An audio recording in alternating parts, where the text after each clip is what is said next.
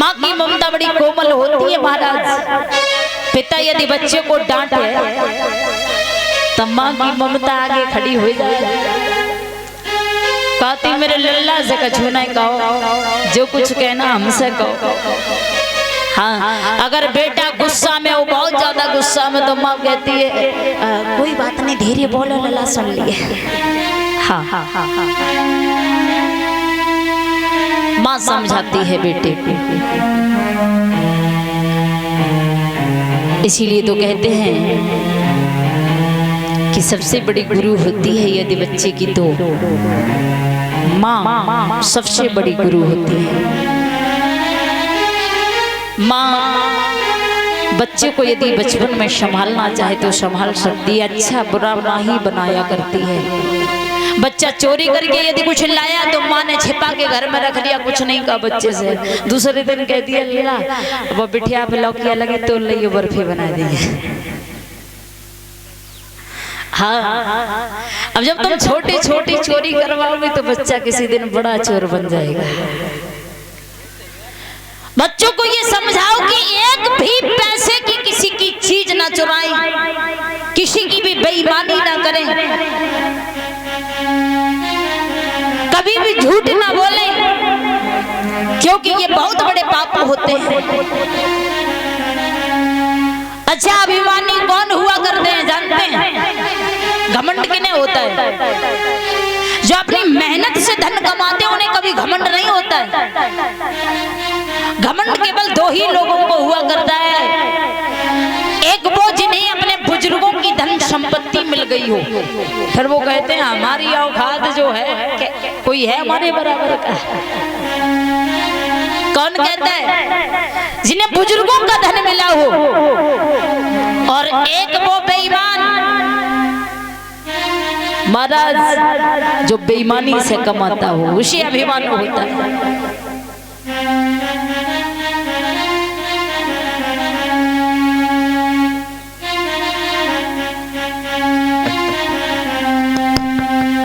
और हमारी माता जी हमें लड्डू से सम्मानित कर रही हैं।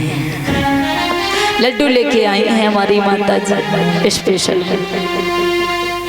कामना करेंगे ऐसे भक्तों को समाज में सम्मान मिलता रहे, हर मनोकामनाएं पूर्ण होती रहे। एक बार जोर से जयकारा बोलेंगे सभी भक्त, बोलिए रामचंद्र भगवान की। अभी भी माताएं बहनें हमारी कुछ सो रही हैं। जोर से बोलोगी तो लिपस्टिक नहीं छूट जाएगी।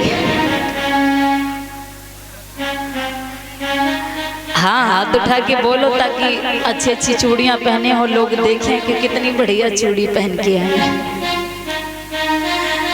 अच्छा, उठाओ हाथ ऊंचे ऊंचे एक बार बधाई बहनों, बोले शंकर भगवान की। अब भाइयों ने हमारे इसलिए हाथ नहीं उठाए क्योंकि हमने उनसे कहा नहीं था। अब वो इस इंतजार में बैठे कि हमसे कहा नहीं था, हम काहे को उठाएं। अच्छा चलो कोई बात नहीं, अब की बार देखें। माला का जाप 108 बार करते हैं ना, राम राम कहते हैं।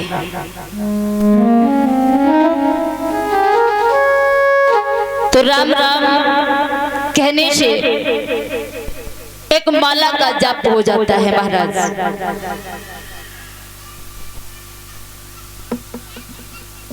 क्यों? क्योंकि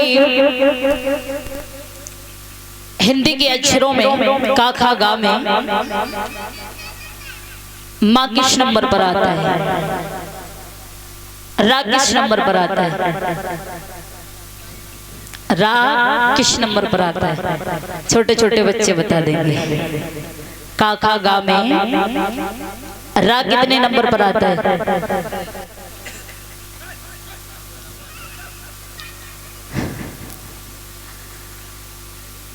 रा आता है 27वें नंबर पर का खा गा में।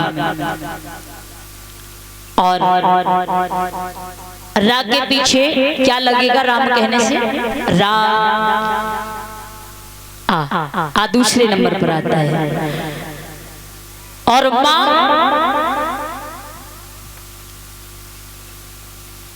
25वें नंबर पर आता है। अब दोनों को मिलाओ कितनी संख्या हो गई? 25 और 2 27 और वो 27 54 हो गई। एक राम की संख्या 54 और दूसरे राम की संख्या, दोनों को जोड़ लो कितने हो गए? 108। एक माला का जाप हो जाता है राम राम कहने से। और कोई राम राम कर रहा है, लोगों को लगता है कि ये इनका कोई मतलब है, सामने वाले को गिरा हुआ समझने लगते हैं। लेकिन हमें ऐसा नहीं करना चाहिए। अरे धन दौलत कमा रहे हो किसी दूसरे के लिए नहीं, अपने लिए कमा रहे हो, न किसी को दे दोगे। अभिमान कर रहे हो, किसके लिए कर रहे हो? अभिमान करना है, घमंड दिखाना, अपने परिवार वालों को दिखाओ, दुनिया वालों को क्यों दिखा रहे हो? अरे दुनिया वालों को आप थोड़ी नहीं दे दोगे अपना कमाया हुआ धन। तो कहा जाता है कि हमारी जिंदगी में ऐसी ऐसी मोड़ आती हैं, कभी ऐसा लगता है कि हम बिल्कुल अकेले हैं और वास्तव में अकेले हैं। कभी सोचा है जन्म लेकर के आए तो हमारे साथ कोई और आया था? अकेले ही तो आए थे, और जब जाएंगे तब अकेले ही तो जाएंगे। तो फिर ये क्यों सोचते हो जब दुख होता है, कष्ट होता है, तब खुद को अकेला महसूस क्यों करते हो? तुम तो हरदम ही अकेले थे और अकेले हो, अकेले ही रहोगे। ये परिवार के लोग तो हमारा सहयोग है, रिश्ते हैं ये हमारे, लेकिन कभी भी इन पर अभिमान नहीं करना चाहिए। कोई भी मुसीबत आए तो मेहनत करो, ऐसा नहीं करना चाहिए कि कुछ लोग आत्महत्या करने के बारे में सोच लेते हैं। हमारी जिंदगी का दूसरा नाम संघर्ष है, मेहनत। कहा है if there is no struggle there is no progress। यदि संघर्ष नहीं है तो कोई प्रगति नहीं है हमारे जीवन में। मेहनत करना बहुत जरूरी है। आया हुआ बुरा वक्त टल जाएगा, कभी दुख कभी सुख। जिस तरह से ये दिन और रात दोनों साथ चलते हैं ना, उसी तरह से दुख और सुख साथ चलते हैं। आज हिरणाक्ष जो था वो बड़ा अभिमानी है। अभिमान के कारण उसने पृथ्वी के नक्शे को हरण किया। विष्णु भगवान ने मन में विचार किया, ये तो बहुत बड़ा अभिमानी है। विष्णु भगवान ने 12 का रूप धारण किया है और उस हिरणाक्ष का वध किया है भगवान ने। हिरणाक्ष का वध करने के बाद पृथ्वी के नक्शे को आजाद कराया है। हिरण्याकश्यप को जब पता चला कि हमारे भाई हिरणाक्ष का वध विष्णु भगवान ने किया है, क्रोधित होने लगता है। एक बात याद रखना, यदि कभी भी क्रोध आए, गुस्सा आए तो खुद को कंट्रोल रखना। उस समय, जिस समय आपके साथ कुछ बुरा हो रहा हो और आप बहुत क्रोधित हैं, उस समय आप खुद को कंट्रोल रखना, क्योंकि क्रोध उसी तूफान के समान है। जो तूफान जब आता है तो ये नहीं देखता किसका क्या बिगड़ेगा। बताया जा रहा है क्रोध और तूफान दोनों एक जैसे होते हैं। जब ये दोनों शांत हो जाते हैं तब पता चलता है कि हमारा नुकसान क्या क्या हुआ। फिर बाद में पछताने से क्या होता है। इसलिए क्रोध को हमेशा कंट्रोल में रखें।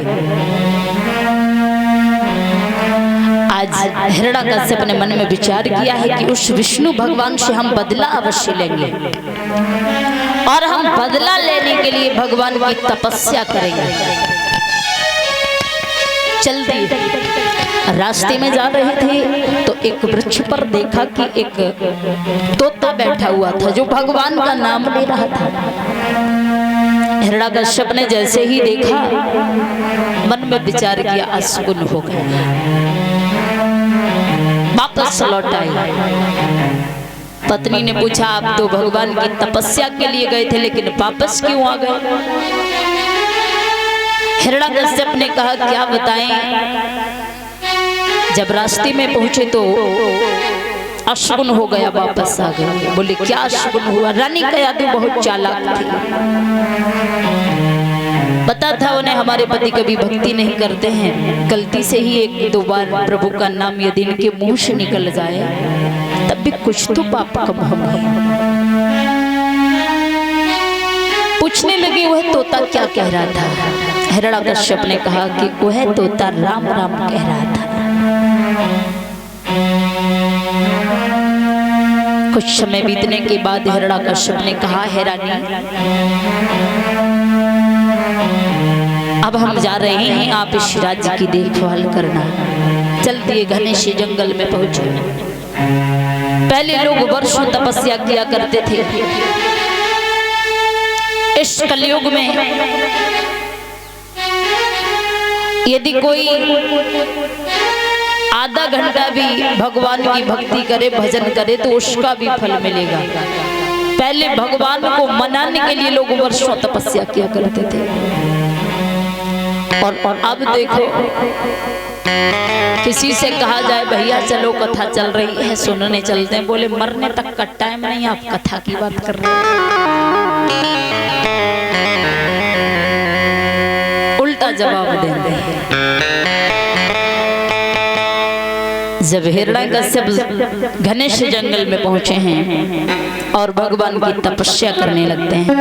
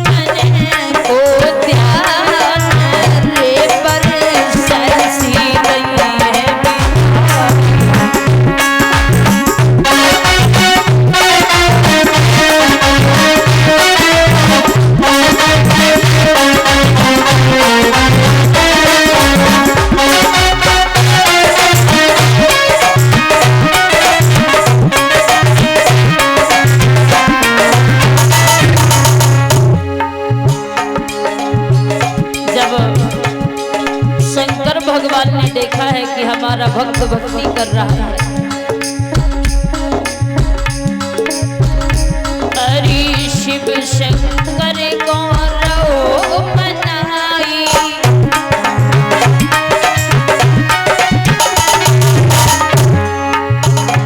और उनके भजन में दुनिया भुलाई।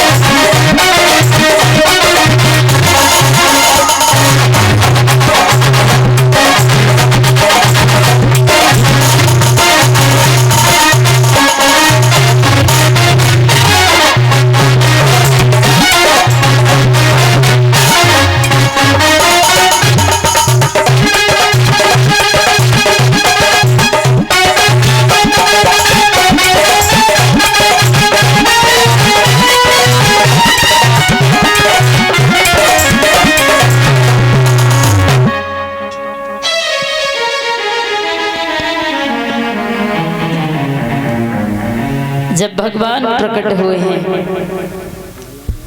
हिरण्यकश्यप की भक्ति से प्रसन्न होकर के कहा है, बेटा मांगो, क्या मांगना चाहते हो।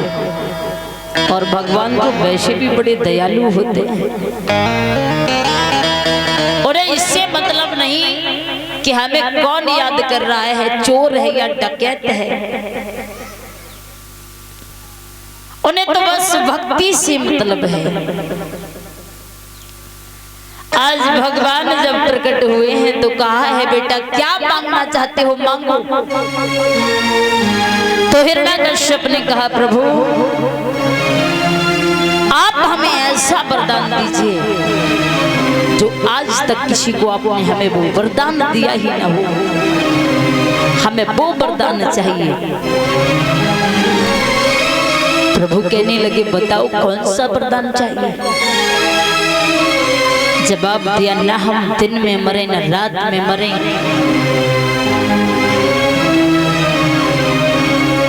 बोले और बताओ। कहा है कि ना हम ऊपर मरे ना नीचे मरे, और बोलो। जवाब दिया है, ना भीतर मरे ना बाहर मरे, ना अस्त्र से मरे ना शस्त्र से मरे, ना नर से मरे ना किसी पशु से मरे, ना इन 12 महीनों में मरे। प्रभु ने बिना सोचे विचारे वरदान दे दिया। वरदान देने के बाद प्रभु अंतर ध्यान हो जाते हैं, और जब प्रभु अंतर ध्यान हो गए तो महाराज वह हिरण्यकश्यप अपने दरबार में आया है। दरबार के लोगों से कहा है, सुनो दरबार के लोगों,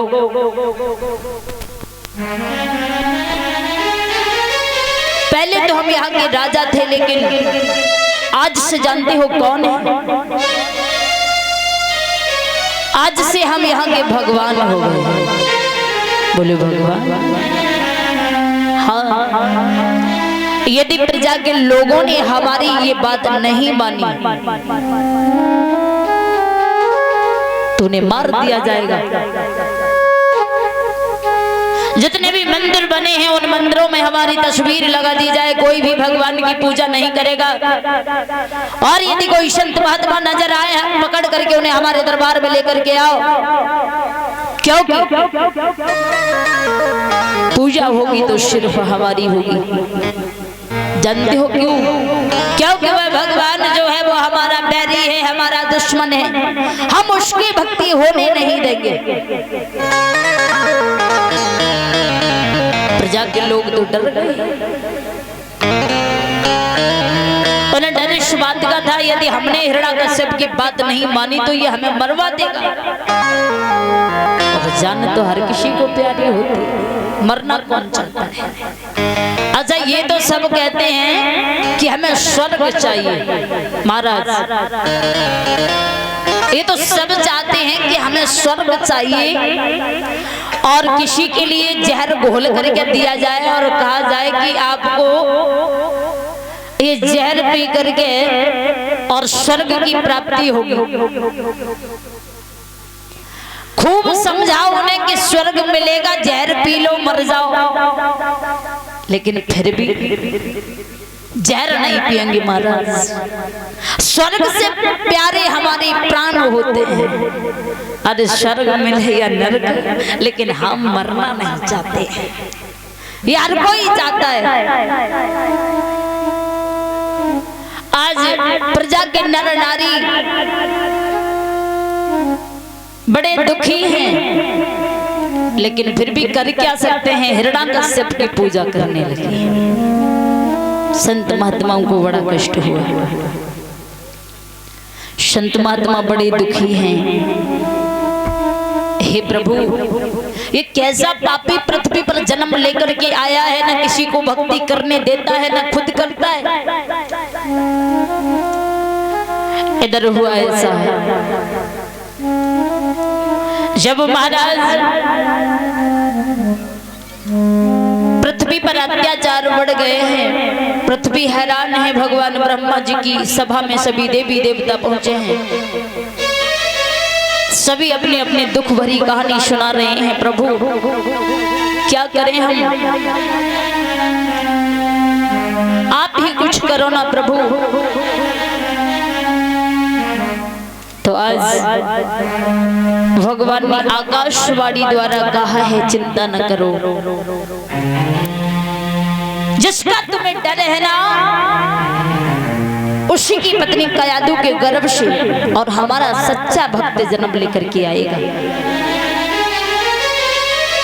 जब यह बात देवी देवताओं ने सुनी, बड़े प्रसन्न हुए, धीरज बंधाया है प्रभु ने।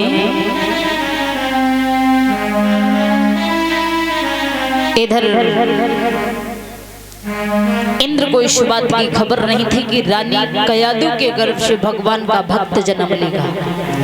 इंद्र ने कयादू का हरण कर लिया, रथ में सवार करके चल दिए। बाबा देवर्षि नारद जी ने उन्हें रास्ते में रोक लिया, पूछने लगे क्या स्त्रियों का हरण करना कब से प्रारंभ कर दिया, कहाँ लेके जा रहे हैं? इंद्र कहने लगे बाबा जी तुम नहीं जानते हो, ये हिरण्याकश्यप की पत्नी कयादू है, लेकिन ये गर्भवती है। और तुम तो जानते हो जब पिता ऐसा है तो संतान कैसी होगी, हमें डर इस बात का है। हम एक ही पापी से इतने दुखी हैं, दूसरा आ जाएगा तो हम तो जी नहीं पाएंगे। देवर्षि नारद जी ने कहा है आप जहां से लेकर के आए हैं इन्हें वहीं छोड़ करके आइए, क्योंकि तुम्हें नहीं पता कयादू के गर्भ से भगवान का एक सच्चा भक्त जन्म लेकर के आएगा। जब यह सुना है तो इंद्र कयादू को वहीं छोड़ करके आते हैं जहां से लेकर के आए थे। इधर धीरे धीरे कुछ समय व्यतीत हुआ। कुछ समय बीतने के बाद महाराज रानी कयादू के गर्भ से एक बच्चे ने जन्म लिया, जिस बच्चे का नाम ज्योतिषियों ने प्रहलाद रखा है। अब हिरण्याकश्यप बड़ा प्रसन्न है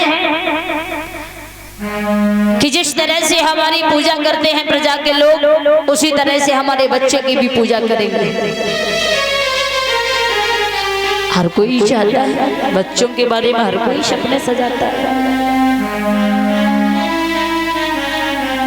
धीरे धीरे प्रहलाद आंगन में समझदार हुए, और जब प्रहलाद आंगन में समझदार हुए हैं,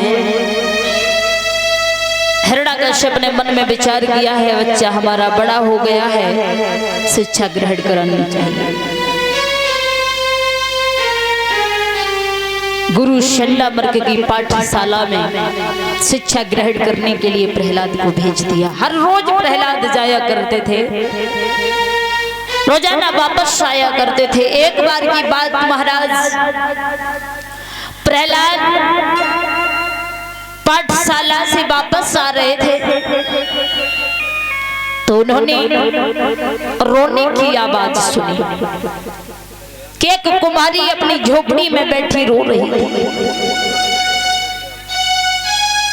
जिस कुमारी से धोखे से बिल्ली के 4 बच्चे हवा में दब गए थे, लेकिन अग्नि भी लग चुकी थी, बचा नहीं सकती थी। जब उस कुमारी ने देखा कि हम इन बच्चों को नहीं बचा पाएंगे, आंखों से अश्रुधारा बहने लगी, प्रभु का ध्यान करने लगी। वो कुमारी, हे प्रभु हमसे इतना बड़ा पाप होने जा रहा है, इसे तो आप ही बचा सकते हो प्रभु। उसी समय जाकर के प्रहलाद सामने पहुंचे हैं। प्रहलाद ने कहा है बुढ़िया काई को रो रही है, पागल हो गई है क्या? अरे यहाँ के भगवान हमारे पिता है और तुम हमारे पिता के दुश्मन का नाम ले रही हो, जानती हो हमारे पिता तुम्हारा क्या हाल करेंगे? बुढ़िया कहने लगी लाला पागल हम नहीं, पागल तो तुम हो गई हो। भला कोई इंसान भगवान बन सकता है क्या? प्रहलाद समझा करके कहने लगी क्या तुम नहीं जानती हो प्रजा के हर नर नारी हमारे पिता की पूजा करते हैं, लेकिन तुम?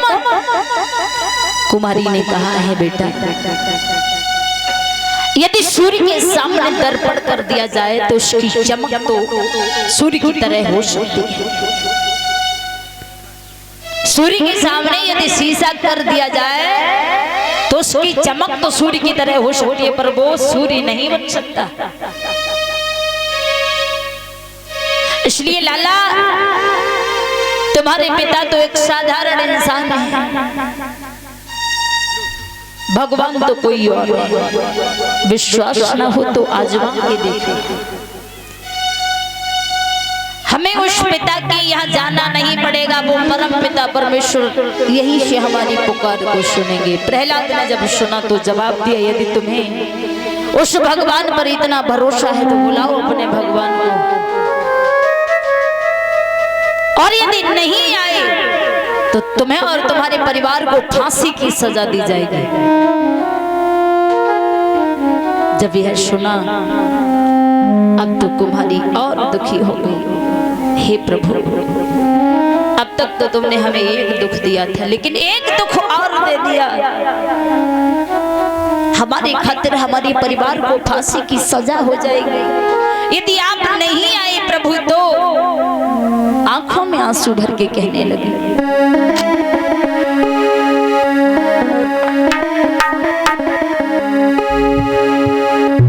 ओ दीनन के हित कारी,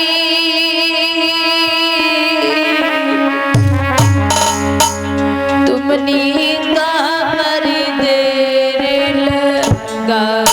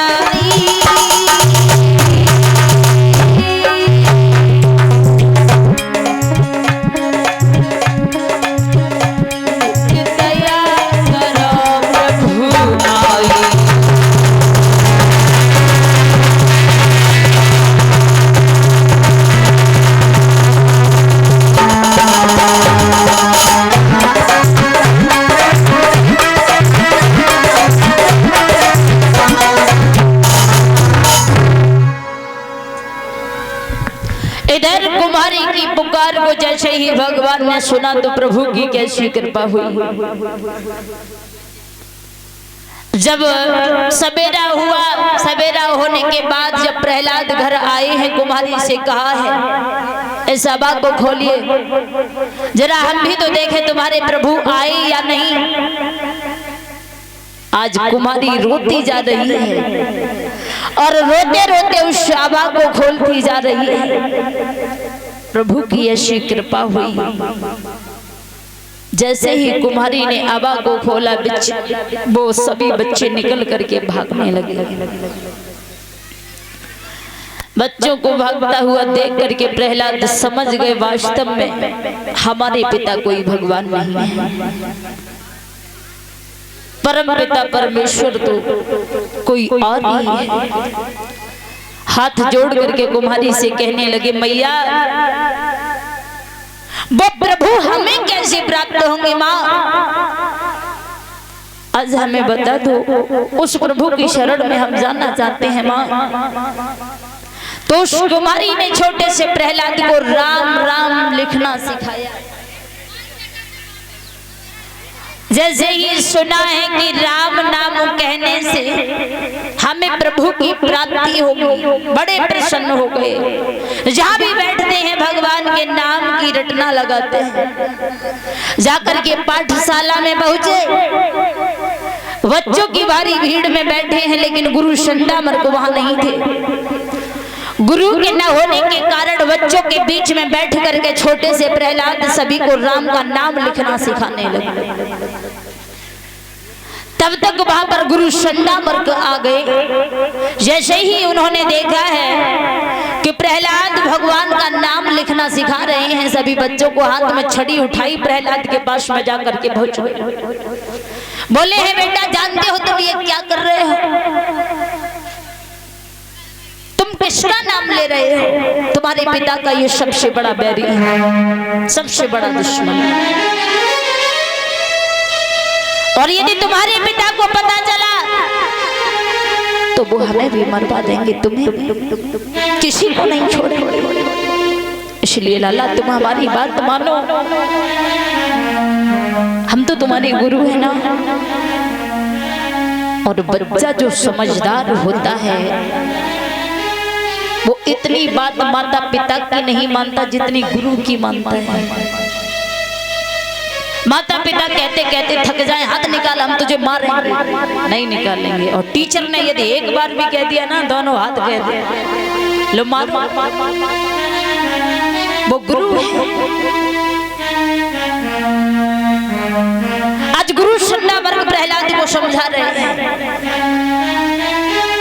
लाला तुम गुरु की बात नहीं मानोगे तो फिर किसकी बात मानोगे? प्रहलाद ने जवाब दिया, गुरुदेव जब हम किसी की भी बात नहीं मानने को तैयार हैं तो हमारे पिता क्या? यदि हमारी माँ समझाएगी तो भी हम उनकी बात नहीं मानेंगे। प्रहलाद जो है वो किसी की भी बात मानने को तैयार नहीं है। गुरुजी समझाते समझाते हैरान हो गए। अंत में साथ में लिया प्रहलाद को लेकर के पहुंच गए दरबार में। हिरण्याकश्यप ने जैसे ही आते देखा, मन में विचार किया, हमारा बच्चा आज अपने गुरु के साथ हमारे दरबार में आ रहा है, और शायद गुरु शंडामर्क इसलिए साथ में लेकर के आए हैं कि हमारा बच्चा पढ़ाई में सबसे तेज होगा। और जैसे ही आते आते प्रहलाद ने हाथ जोड़ करके पिता को राम राम कहा। हो जवाब दिया, हम ये क्या सुन रहे हैं? आपने हमारे बेटे को क्या सिखाया है? ये तो हमने कभी नहीं कहा कि आप हमारे दुश्मन का नाम लेना सिखाना। गुरु शंडामर्क हाथ जोड़ के खड़े हो गए, महाराज क्षमा कर, बहुत समझाया है, हमारी बात नहीं माने तो हम आपके पास लाए हैं महाराज, आप ही संभालिए, समझाइए। आज हिरण्याकश्यप ने प्रहलाद को गोद में बैठाया, समझा करके कहा, लाला तुम नहीं जानते हो, तुम जिसका नाम ले रहे हो ना वो सबसे बड़ा दुश्मन है हमारा। इसी प्रभु ने तुम्हारे चाचा का वध किया है। प्रहलाद कहने लगे, यदि चाचा का वध किया है तो हमारे चाचा ने कुछ बुरा किया होगा, क्योंकि भगवान कभी किसी के साथ बुरा नहीं किया करते। इंसान वही किया करता है जो उसे अच्छा लगता है, लेकिन हमारे प्रभु वही करते हैं जो उन्हें अच्छा लगता है।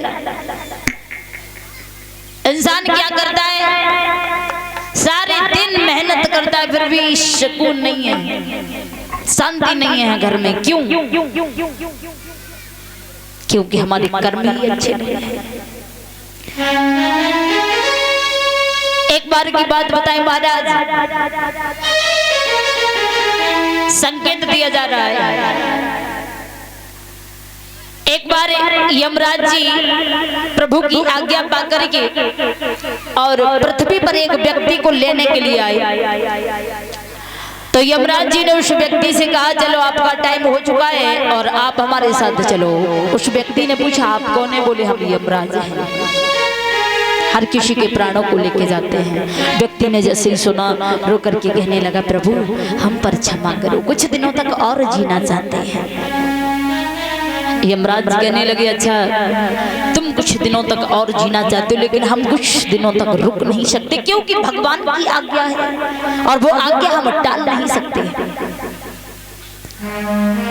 तो वह व्यक्ति कहने लगा, प्रभु हमने जीवन में कोई ऐसा पुण्य नहीं किया जो हमने अपने घर कभी कन्याओं को भी भोजन खिलाया हो। तो प्रभु ऐसा करो, आप कुछ समय तक ठहरो, हम आपको भोजन ग्रहण कराना चाहते हैं। बोले ठीक है। बार बार समझा रहा है वो व्यक्ति यमराज को, लेकिन यमराज ने कहा है कि हमारे पास ये लंबी सी फाइल देख रहे हैं ना, सबसे पहले इसमें तुम्हारा ही नाम लिखा है। और वास्तव में उस फाइल में सबसे पहले उसी का नाम लिखा कि अब आपको जाना है, अब आपको जाना है। सभी का नाम बारी बारी से लिखा, सभी को जाना है। तो आज उस व्यक्ति ने प्रभु को, यमराज जी को, बड़े मीठे मीठे पकवान बना करके ग्रहण कराए। और जब कोई भोजन ज्यादा कर लेता है तो नींद सताती है, आती है ना। तो यमराज जी को नींद आ गई। अब उस व्यक्ति ने क्या किया, उस व्यक्ति ने उसी लंबी सी फाइल को उठाया और उस व्यक्ति ने अपना नाम देखा कि हमारा नाम सबसे पहले ही लिखा है। वहां से अपना नाम हटा करके लास्ट में लिख दिया, सबसे बाद में। अब यमराज जी की आंख खुली। यमराज जी ने कहा, भैया तू बहुत बड़ा दयालु है, तुझ पे हमें भी तरस आ गया। भगवान को हम बहाना बना देंगे, तेरे बदले में किसी और को लेके जाएंगे, लेकिन तुझ पे हमें दया आ रही है। फाइल खोलने लगे और कहा है कि अब की बार हम नंबर शुरू से नहीं बाद में से लगाएंगे। जैसे ही फाइल खोल के देखी तो अंत में होनी का फिर होनी आ गई। अच्छा, होनी को कौन टाल सकता है? तो इसीलिए तो कहते हैं इंसान वही करता है जो उन्हें अच्छा लगता है, लेकिन भगवान वही करते हैं जो उन्हें अच्छा लगता है। एक बार एक व्यक्ति ने, परीक्षित महाराज लगता है सो रहे हैं, एक बार की बात कि एक बड़ा भोला भाला व्यक्ति रहे और महात्मा जी के पास पहुंचा। उसे डर था कि एक ना एक दिन हमें भी जाना है, इसलिए वह यही सोचता रहता था कि एक ना एक दिन हमें भी जाना है। तो महाराज महात्मा जी के पास वह व्यक्ति पहुंच गया। माताएं बहनों, तुम्हारा ध्यान यहाँ नहीं है, हम यही देख रहे हैं।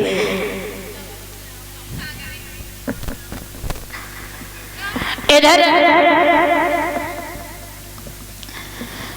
हुआ ऐसा, जब वह भोला भाला व्यक्ति महात्मा जी के पास पहुंचा और महात्मा जी से कहा, बाबा जी हम आपसे कुछ पूछना चाहते हैं। बोले पूछो, हम तो बताने के लिए बैठे हैं, बोला ना। जवाब दिया उस व्यक्ति ने, प्रभु आज आप हमें ये बता दीजिए, क्या वास्तव में इस मृत्यु लोक में जो भी आया है उसे एक ना एक दिन जाना?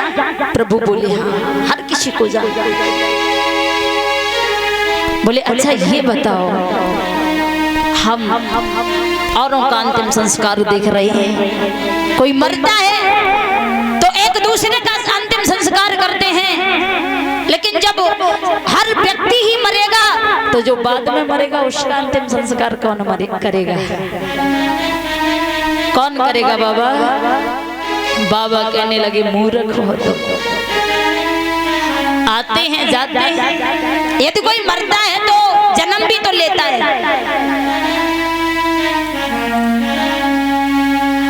भगवान की कैसी माया है कोई समझ नहीं पाया। आज हिरण्याकश्यप प्रहलाद को समझा रहे हैं, लेकिन प्रहलाद एक भी बात नहीं मानी। जवाब दिया है, आप बताओ ना, हम उस भगवान का नाम ले रहे हैं, पिताजी हम क्या बुरा कर रहे हैं? आज हिरण्याकश्यप ने अपने नौकरों को आदेश दिया कि हमारा ही पुत्र होने के बाद हमारा मान घटा रहा है, इसे पकड़ो और ऊंचे से पहाड़ से नीचे गिरा देना, ऐसी संतान की हमें कोई जरूरत नहीं है। आज नौकरों ने प्रहलाद को साथ में लिया, साथ में लेकर के जा रहे हैं, समझा रहे हैं, बेटा तुमने पिता की बात नहीं मानी तो हमारी बात मान लो। तुम्हारे पिता को किसी पर दया नहीं आती है,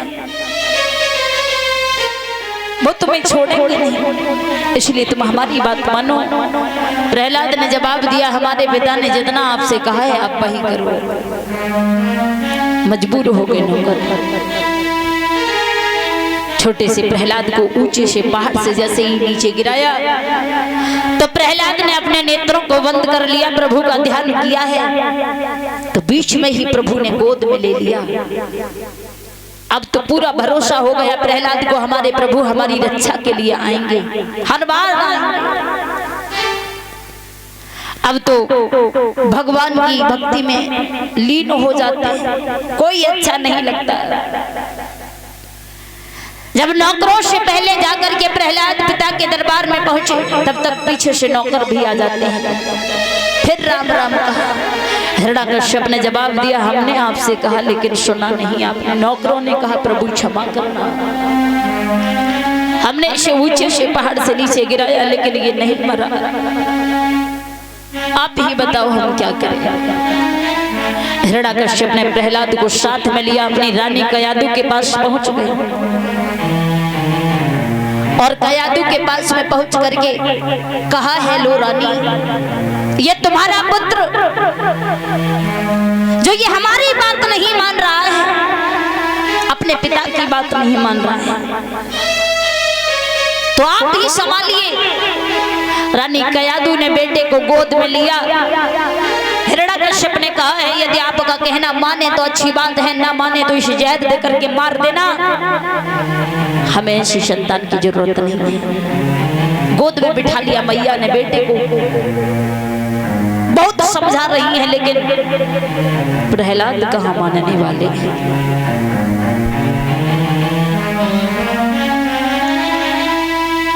आज मैया ने मजबूर होकर के जहर घोल करके पिला दिया, लेकिन प्रभु की ऐसी कृपा हुई, वो जहर जहर नहीं रहा, अमृत बन गया। जब वो अमृत बन गया, हंसते हंसते प्रहलाद ने उस जहर को पी लिया है, फिर भी कुछ नहीं हुआ। कुछ समय के बाद हिरण्यकश्यप जब दरबार से महलों में आया है, देखा है प्रहलाद आंगन में बैठे मुस्कुरा रहे हैं, राम राम कह रहे हैं। फिर से राम का नाम सुना, मन में अग्नि की ज्वाला। महाराज सामने खड़े हो गए, जवाब दिया, रानी हमने आपसे कहा था इसे जहर देकर के मार देना, लेकिन तुमने हमारी बात नहीं सुनी। रानी ने कहा, महाराज क्षमा करना, बहुत समझाया लेकिन फिर भी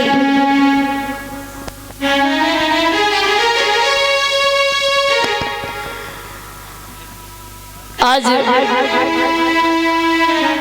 रानी कयादु ने कहा है, महाराज हमने इसे जहर भी दिया फिर भी कुछ नहीं हुआ, हम क्या करें महाराज। नौकर ने जवाब दिया, महाराज तुम्हारी रानी ने इसे जहर नहीं दिया है, झूठ बोल रही है। रानी ने कहा, महाराज यदि विश्वास ना हो तो 2-4 बूंदे जहर की अब भी बची पड़ी है कटोरी में, इस नौकर को पिला करके देख लो।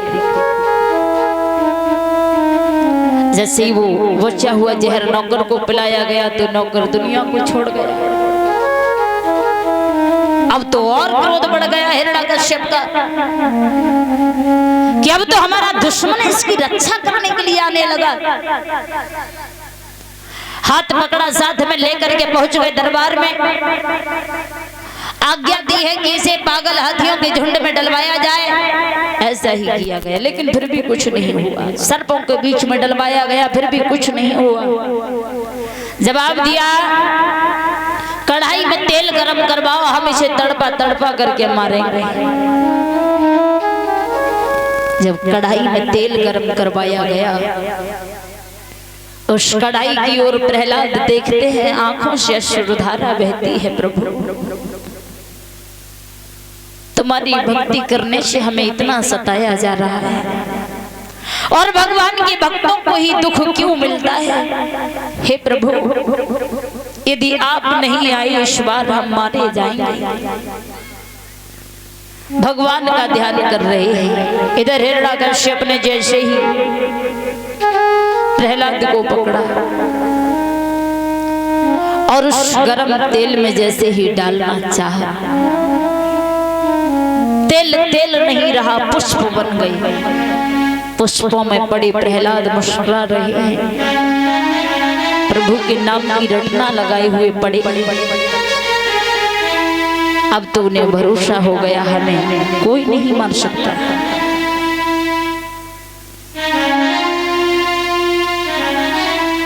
इधर जब विश्व भी हार गए तो उसी समय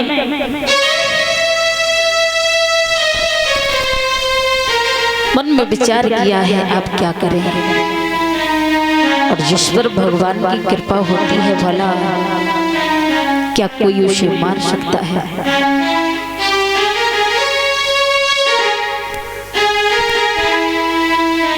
कहा जाता है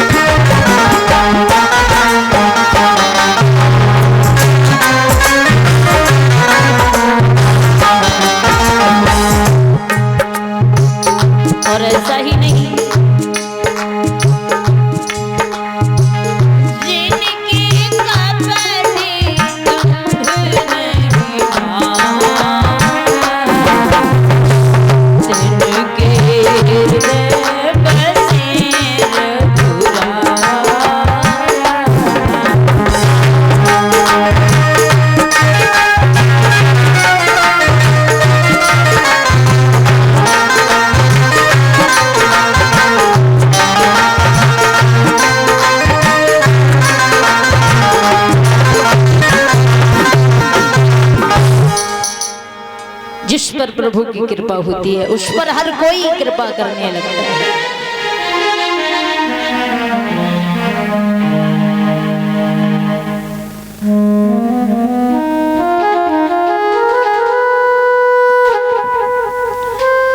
इधर हाथ पकड़ा है और साथ में लेकर के अपनी बहन होलिका के पास में पहुंचे हैं और कहा है बहन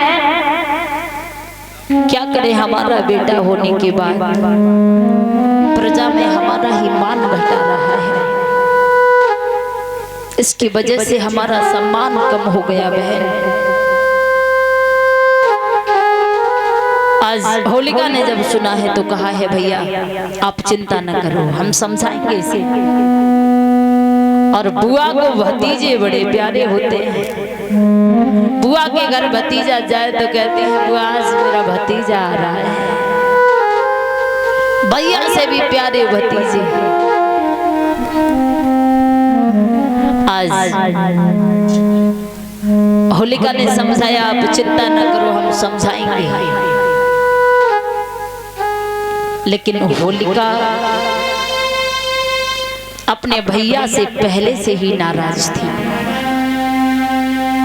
क्योंकि होलिका शादी से पहले मंदिर जाया करती थी। जब एक बार मंदिर जा रही थी तो रास्ते में उन्हें विप्रचित नाम का एक राक्षस मिला। राक्षस ने कहा, हम आपके साथ शादी करना चाहते हैं। बड़ी सुंदर थी, सुंदरता को देख करके जवाब दिया, हम आपके साथ में शादी करना चाहते हैं, क्या आप हमारे साथ शादी करेंगे? होलिका ने कहा, हम तो शादी करेंगे, शादी तो एक ना एक दिन करनी है, लेकिन हमारी आपसे एक शर्त है। बोले, कौन सी शर्त? कहा कि शर्त ये है, यदि आपने हमारे भैया हिरण्यकश्यप को मल्ल युद्ध में हरा दिया तो हम आपके साथ शादी कर लेंगे। बोले ठीक है, तैयार हो गए, जाकर के मंदिर पहुंचे। जब मंदिर पहुंची तो शीतला माँ होलिका की भक्ति से बड़ी प्रसन्न हुई। उन्होंने एक शीतल चीर दिया, समझा करके कहा, बेटी यदि आप इस चीर को अग्नि में भी ओढ़ करके बैठ जाओगी तो अग्नि तुम्हारा कुछ नहीं बिगाड़ पाएगी। वो शीतल चीर लेकर के विप्रचित राक्षस के साथ होलिका अपने भैया के दरबार में आई।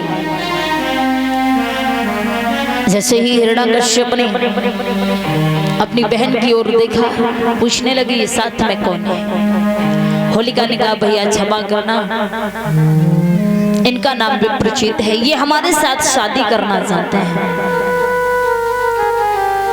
लेकिन हमने इनसे एक शर्त रखी है, यदि आपको इन्होंने मल्ल युद्ध में हरा दिया तो हम इनके साथ शादी करेंगे। जवाब दिया, अच्छी बात है। मल्ल युद्ध छिड़ा। उस युद्ध में विप्रचित राक्षस ने हिरण्यकश्यप को पराजित कर दिया, हरा दिया।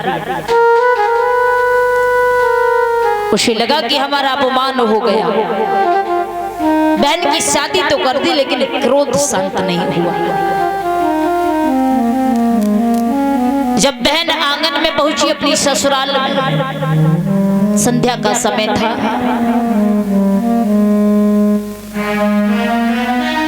बहन आंगन में लेटी हुई है, पति की तरफ पीठ किए। हिरण्यकश्यप ने जैसे ही देखा, उस विप्रचित राक्षस के धड़ से शीश को अलग कर दिया, मार दिया। किसने हमारा अपमान कर दिया? आज तक हमें किसी ने पराजित नहीं कर पाया, लेकिन इसने हमारा अपमान किया।